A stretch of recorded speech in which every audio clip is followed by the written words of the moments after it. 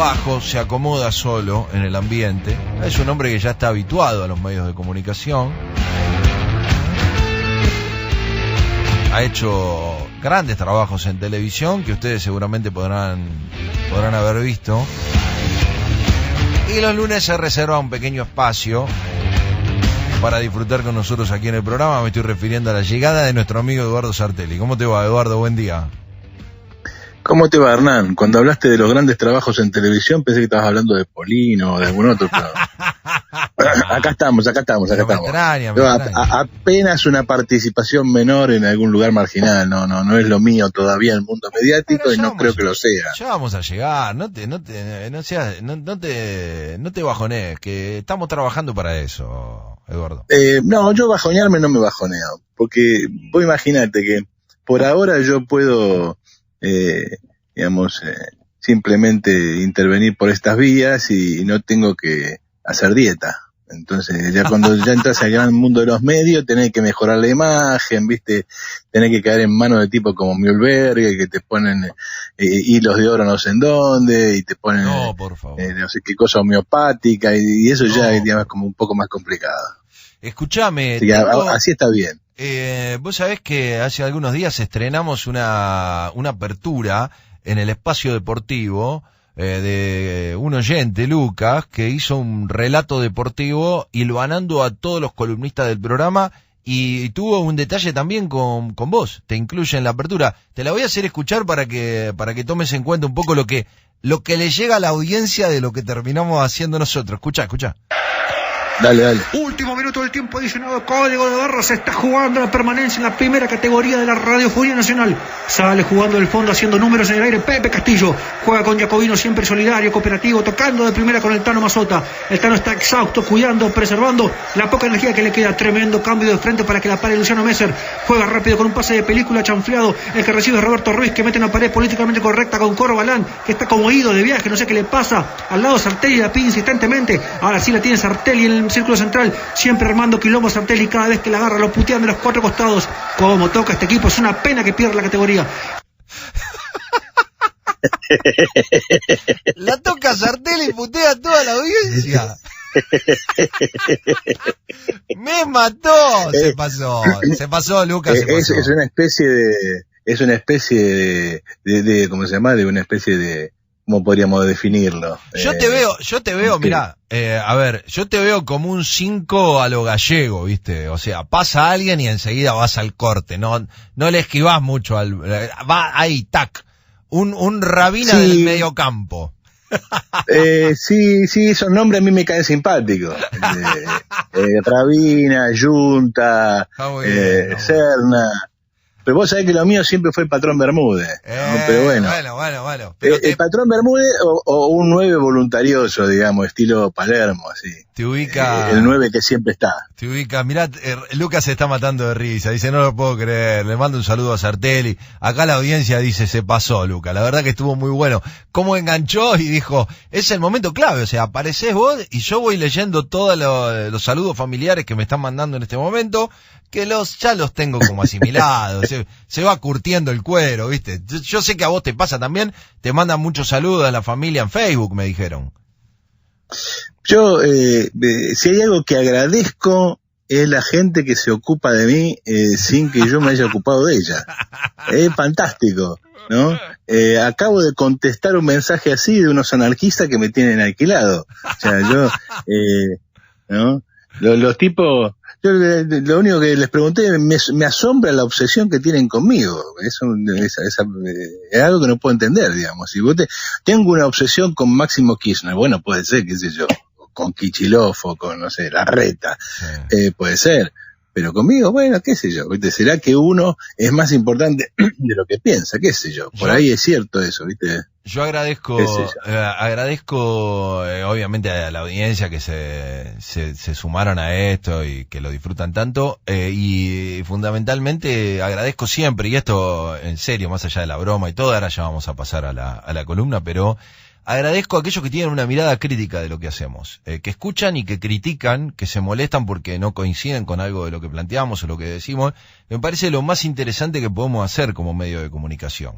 Y esto lo digo con vos presente, que por lo general arrancás puteadas al parlante, y que yo creo que es lo más sano que se puede hacer en nuestra vida democrática, que es, digamos, plantear miradas distintas que contradigan lo que creemos a pie juntilla para hacernos pensar. Es un proceso que lamentablemente se fue corriendo de los medios y que para mí es la clave que pusimos como punto de partida cuando te incorporaste. Ya lo veníamos haciendo con otros compañeros y columnistas de la radio, pero que se ve potenciado esto de poder hablar con vos y otro día poder hacer una entrevista con Ricardo López Murphy, con miradas absolutamente diametrales desde el punto de vista económico, pero que sirve para enriquecer el debate, porque si no se licúa todo este debate y me parece que es lo peor que nos puede pasar, ¿no? Mira, cada 2x3 me cae por Facebook, me cae algún mensaje de algún alumno que tuve hace, no sé, 30 años. Sí. Entonces yo empecé a dar clase a eso de los 23 años más o menos. Uh-huh. Y desde ahí para acá no paré nunca, o sea, ya tengo 30 y voy a cumplir 35 años de docente. Uh-huh. Cada 2x3 me cae un mensaje de algún viejo alumno que quién sabe dónde está. Sí. El otro día me cayó uno de Suiza, Mirá vos, ¿no? mirá vos. Otro que es gerente en el Banco de Inglaterra y que es en los lugares más extraños. Sí, claro, otro que es docente de historia, José Cepaz, viste, la cosa más extraña, pues yo he dado clases en los lugares más disparatados que se te puedan ocurrir. Pero, y te cae un mensaje diciendo, bueno, la verdad que cuando yo lo escuchaba en clase, cómo me hacía enojar, la puta madre. Uh-huh. Pero la verdad que se lo agradezco porque uno todavía sigue pensando en esas cosas. Y eso es lo importante. Si uno va a repetir lo que ya todo el mundo sabe, ¿para qué va a hablar? Yo si no tenés nada para decir, no diga nada. Claro. Si tenés algo para decir, decilo y decilo de manera tal de que se escuche. Porque hay dos cosas. Está la gente que dice lo que dice todo el mundo. Bueno, está bien, ya está, qué sé yo. Para eso prender la televisión y es todo igual. Tenés, digamos, escuchás C5N y Crónica y es lo mismo, y ponés TN y La Nación y es lo mismo. O sea, tenés dos opiniones y se acabó la historia, y cuando vos buceás demasiado en esas dos opiniones, no son muy diferentes en el fondo. Ahora, si vos querés decir algo que valga la pena, bueno, decí algo diferente, si no, callate. Claro. Y no podés pretender caerle bien a todo el mundo. Eso está mal, eso es enfermizo. Sí. Si vos le caes bien a todo el mundo, es porque sos un cretino. Yo no busco la confrontación por la confrontación, ¿no? Estilo Dalí, digamos, soy un muchacho loco que le gusta hacer joda. No, pero me parece que si uno va a decir algo, tiene que decirlo de manera tal de que efectivamente sume algo a lo que hay, si no, no diga nada. Y por otro lado, tiene que decirlo de manera que se note, porque si lo vas a decir de manera tan alambicada, tan eufemística, tan no sé qué, bueno, y entonces está bien, sos un crítico, el famoso crítico imperceptible, o sea, son muy críticos pero nadie se enteró. Sí. ¿Y la rebelión de los gestores cuándo llega? Y mira, esto arranca por alguna serie de cosas y por un problema que yo voy a plantear, que lo he venido planteando hace mucho tiempo. Acordate que siempre hablamos acá que ojo con usar la palabra fascismo con demasiada generosidad, porque el fascismo es un proceso histórico concreto que requiere de un montón de características muy particulares para reproducirse. Entonces esa idea de que bueno, Macri fascista, bueno, pará, esto no es así. Ahora, sí hay que prestar atención a una serie de procesos que pueden ser preocupantes y pueden ser, ¿cómo te diría? Pueden llevarnos por un camino realmente muy malo, pero muy malo. Sí. Me refiero, digamos, acaba de armarse un petit escándalo porque Raberta, la diputada del Frente de Todos, acaba de decir que el Estado debiera quedarse con una parte de las empresas que subsidia y cosas por esto. No fue Raberta. Raberta es la nueva titular del ANSES. No, tenés razón. Ya me voy a acordar. Es una diputada muy mediática que suele estar en... Sí. Ravena. ¿Cómo? Bueno, Ravena es, No, ya no, me voy a no. acordar. Raberta es la... Es la nueva ministra de Coso, sí. Es la encargada del ANSES, o sea, la que tomó el lugar Sí. de Vanoli. Exactamente, de la que hablamos la vez pasada. Sí. Ya me voy a acordar. Bueno, Fernanda se llama... No, Fernanda Raberta es la del ANSES. Ahora te digo la diputada del Frente de Todos que hizo esa referencia y que obviamente encendió las alarmas de todo el mundo político. Bueno, uno puede tomárselo, digamos, a joda, como el famoso impuesto a las ganancias, ¿no? Que quedó en nada. Sí. Pero... Vallejos, Fernanda Vallejos. Fernanda Vallejos. Coinciden en el nombre, sí, coinciden en el nombre de pila.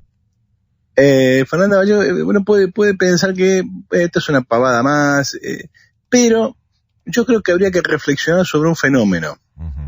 Un fenómeno de fondo, que no está ligado a las pavadas que puede decir esta muchacha, que, digamos, cuando la escuchás en los medios es realmente de una limitación intelectual notable y de un fanatismo también notable. O sea, es capaz de justificar cualquier cosa, en cualquier condición, sin ningún problema, con argumentos cercanos a cero. Ahora, cuando hablamos de la rebelión de los gestores, ¿de qué hablamos? Estamos en un momento muy particular que en la Argentina, como en Venezuela, agudiza una situación, te diría, normal, o para decirlo de otra manera, estructural. El Estado capitalista es siempre el gestor de los intereses de la burguesía, eso no hay duda. Pero para poder gestionar los intereses de la clase dominante, el Estado debe incorporar intereses de otras clases. Es decir, debe resolver cosas, satisfacer necesidades de otras clases. De lo contrario, no funciona. El Estado de esa manera se vacía de contenido social y aparece como una simple máquina de opresión. El Estado entonces debe articular una serie de alianzas. Por ejemplo, cuando el Estado incorpora la jornada de 8 horas, cuando el Estado limita la posibilidad del despido, le pone está interviniendo en las relaciones capitalistas y le está diciendo al burgués para que hay un límite. Ese límite no afecta la acumulación en sentido estricto, afecta la posibilidad de la destrucción de la fuerza de trabajo y a la postre afecta la posibilidad de que esa fuerza de trabajo se rebele y el conjunto del sistema sea destruido por la insurrección de los afectados. Es decir, el Estado en ese caso, pensando más allá del interés inmediato de la burguesía de obtener la mayor cantidad de ganancia posible a cualquier costa, le pone un límite a la explotación a los efectos de resolver un interés de una clase subalterna, en este caso el proletariado. De esa manera el proletariado adquiere una relación con el Estado, porque a partir de este momento, si vos tenés un problema de este tipo, ¿qué vas a hacer? No vas a hacer una huelga y vas a quemar todo, vas al Ministerio de Trabajo y decís, esta empresa infringe esta situación. Si después no te dan bolilla, tomarás otras cartas en el asunto. Pero el Estado empieza a regular una relación porque el Estado empieza a reconocer intereses de los dos lados. Obviamente son intereses muy disímiles porque la explotación no está en discusión. Lo que está en discusión es su intensidad. Pero de alguna manera un interés secundario de la clase obrera aparece representado en el Estado. Es decir, el Estado, de alguna manera, comienza a gestionar, en cualquier sociedad capitalista medianamente desarrollada, a gestionar, de ahí lo de gestor, el Estado empieza a gestionar la reproducción de la relación capitalista. Eso se hace más agudo y adquiere dimensiones, casi te diría, colosales, cuando por el propio desarrollo del capitalismo, masas enteras de las clases subalternas, masas enteras del proletariado, o de ex campesinos, o de pequeña burguesía pauperizada y expropiada, son lanzados a un mercado de trabajo que, por las razones que fuera, no vamos a ponernos a explicar eso ahora en esta columna, está sobresaturado, es decir, sobra la gente. Sobra la gente hasta tal punto que no hay forma material de que esa gente reproduzca su vida, no es simple desocupación.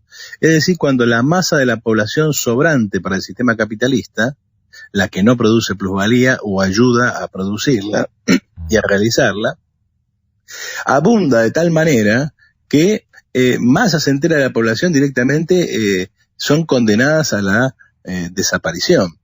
Es decir, cuando aproximadamente el 30% o el 40% de la población de un país sobra, que es el caso de la Argentina, es mayor todavía el porcentaje en Venezuela, es muy parecido al porcentaje de muchos países de América Latina, vos tenés un problema muy serio, porque no es el desocupado que va a entrar y salir del mercado de trabajo en forma intermitente, es aquel que empieza a consolidarse como pobre estructural, según el lenguaje de la sociología vulgar, o como una población sobrante estancada, es decir, ese ya no entra más al mercado de trabajo, no tiene ninguna función, no alcanza a entrar, es decir, es un joven que nunca va a trabajar, o no alcanza a volver porque ya superó los 40, 50 años y ya no vuelve más.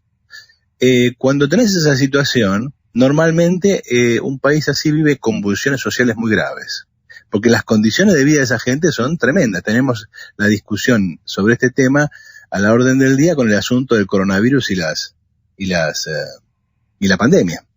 Esa masa de población en algún momento se rebela. En América Latina eso sucedió en el 2001.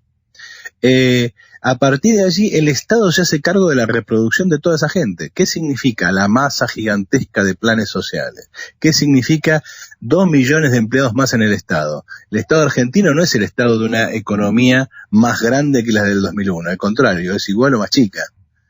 Por lo tanto, su Estado no es que desarrolló capacidades para intervenir en otras áreas o para expandirse, porque ahora hay más, tenemos una presencia enorme en el mundo y entonces tenemos que tener un ejército acorde. No, el Estado argentino absorbe población sobrante por la vía de incorporar pseudoempleo al Estado. Entonces te sobran 2 millones de empleados. Cuando eso pasa, buena parte de la población del país es reproducida a través del Estado. Y eso tiene consecuencias políticas enormes. No entenderíamos el kirchnerismo, ni a Evo Morales, ni entenderíamos el populismo latinoamericano en general, o al chavismo, si no entendiéramos este fenómeno. Que es distinto de la década de 70, donde la masa de la población trabajadora se reproducía en estructuras productivas por lo general privadas. Este control del Estado, de una masa gigantesca de la población, que tiene la capacidad de determinar quién controla el poder político o no, de ahí la importancia de las intendencias, de ahí la importancia de los gobiernos provinciales, de ahí la importancia del asistencialismo, del estar en el territorio. Antes la cosa pasaba por actores estructuralmente ligados a la economía. ¿Cuál era la columna vertebral del peronismo? El movimiento obrero. Hoy el movimiento obrero está completamente deshilachado y lo que se trata es de estructurar a esa masa de población que está fuera del sistema productivo y que o es empleada del Estado o es alcanzada por algún mecanismo de reproducción estatal. Ahora, eso significa que vos tenés una masa enorme de gestores, es decir, una masa enorme de gente que se dedica a hacer ese trabajo.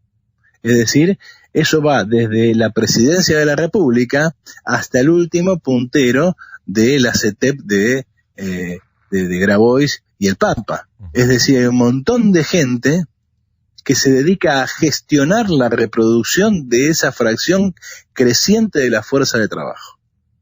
A eso me refería yo con la rebelión de los gestores. Porque lo que esta muchacha Vallejos expresa es algo parecido, por el lado de la farsa, a lo que podríamos llamar el ala radical del kirchnerismo.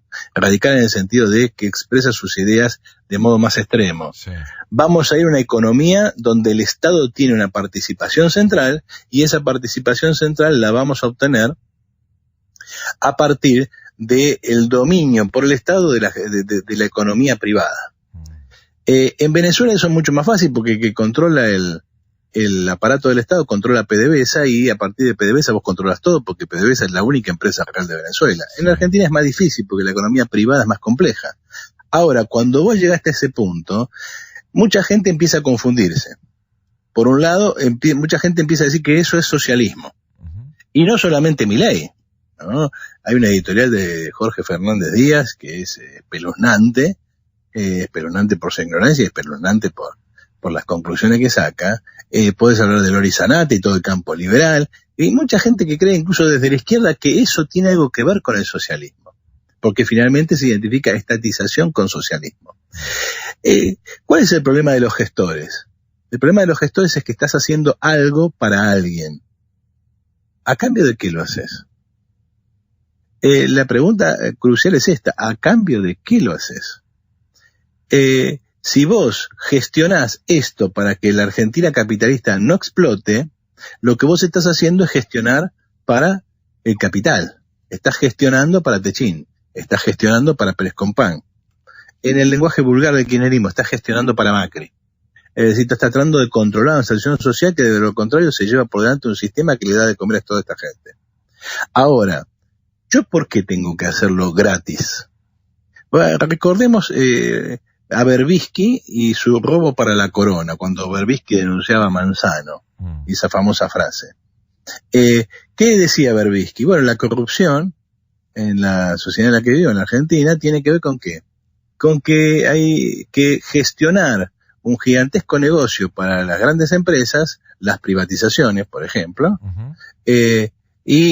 ¿por qué lo voy a hacer yo, político, yo, gestor, a cambio de nada? De ahí que entonces la cuota, eso que llamamos corrupción, no es más que el retorno al gestor de parte del propietario. Cuando el propietario hace ese retorno, el gestor, digamos, está contento. Ahora, el propietario, las grandes empresas pueden quejarse de la corrupción, pueden enojarse, pueden decirle ese retorno me cuesta demasiado caro, tengo que mantener a toda la cámpora, tengo que mantener empleados del Estado por todos lados, eso es demasiado caro. Entonces entra a aparecer un conflicto entre el propietario y el gestor. Esto se liga muy lateralmente a una discusión que hubo a partir de los años 30 aproximadamente, a partir de un libro muy famoso de un tal James Burhan que se llamaba La rebelión de los gerenciadores, de los gerentes, o también, como se lo decía usando una especie de anglicismo, la revolución managerial, por manager. La idea de que íbamos a un mundo en el cual la propiedad privada pasaba a un segundo plano y en realidad el mundo era manejado por los gerentes, no por los propietarios. Una especie de socialismo burocrático. Bueno, a ver, obviamente cuando ascendió Macri, lo primero que le señalaban era eso. Vos mismo hacías una mención a que no estábamos hablando de los empresarios al mando de gobierno, sino que habían puesto a los gerentes, a los CEOs, para que manejaran la gestión. Pero los CEOs, la ceocracia que denunció Máximo, era... vos fíjate que interesante, porque vos introducís un elemento acá que nos permite establecer una diferencia entre el macrismo y el kirchnerismo. Porque el macrismo lo que le está diciendo a la burguesía es: esto hay que organizarlo de otro modo. Y la propia burguesía se resiste a eso. Se resiste al modo macrista de reorganización, a saber, aumentemos la productividad del trabajo, a saber, algunas empresas no pueden sobrevivir, alguien acá se va a morir. ¿Se entiende? Mientras tanto, yo estoy obligado estructuralmente a sostener esta situación, porque si no explota. Es decir, Macri, por un lado, no podía dejar de ser kirchnerista en el sentido de cumplir esa función de mediación que hace posible que el sistema funcione, porque si no esto explota. ¿Qué querés, otro 2001? Y al mismo tiempo le ofrecía a la burguesía una receta que desde el punto de vista ideológico de un desarrollista, es decir, de un liberal astuto, de un tipo que es capaz de entender que es necesaria una serie de transformaciones, y en esas transformaciones no sobreviven todos, ¿sí? Le proponía eso a la burguesía, y la burguesía argentina no aceptó a Macri. No. ¿Por qué no lo aceptó? Primero porque obviamente no quiere pagar ese costo. O sea, buena parte de la burguesía argentina es ciega.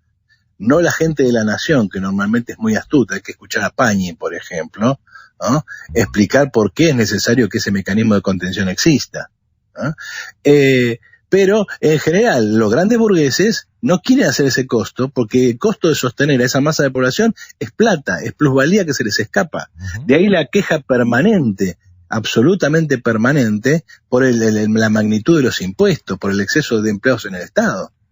Al mismo tiempo, esa burguesía no sobrevive si ese Estado, al que ellos critican, no interviene en las relaciones económicas y le garantiza un ámbito de acumulación, porque si acá fuéramos a una estructura estilo Milei o estilo Expert, a los que escuchan cuando dicen echemos a gente del Estado, ¿no? Si liberáramos toda la economía, acá no queda ninguna empresa argentina.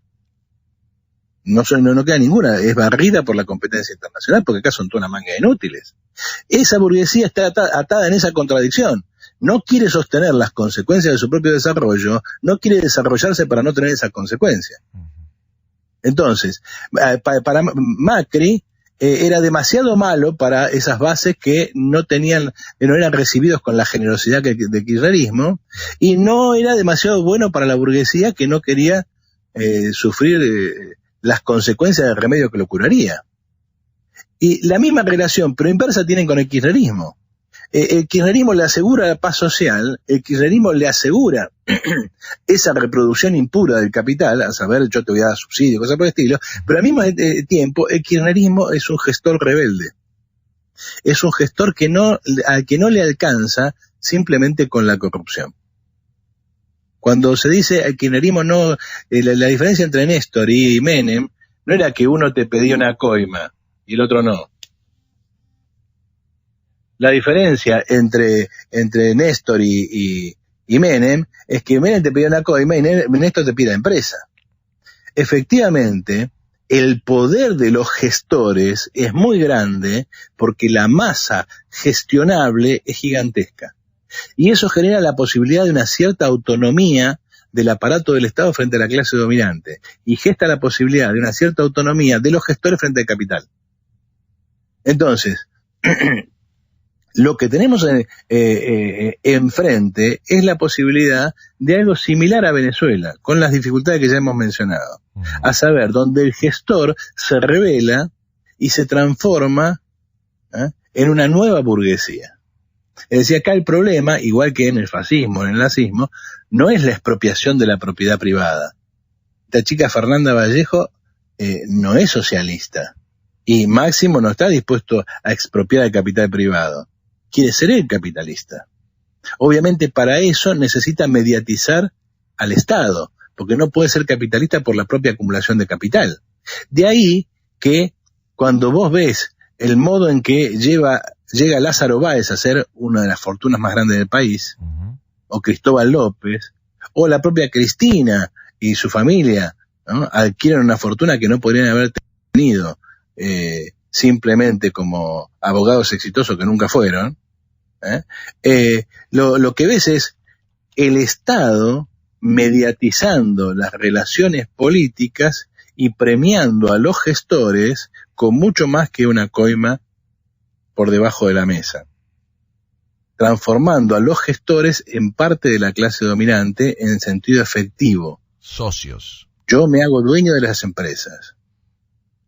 Ese mecanismo al principio aparece bajo la forma de una hostilidad a ciertas empresas, y luego a la participación en los directorios, y luego a la participación de la propiedad.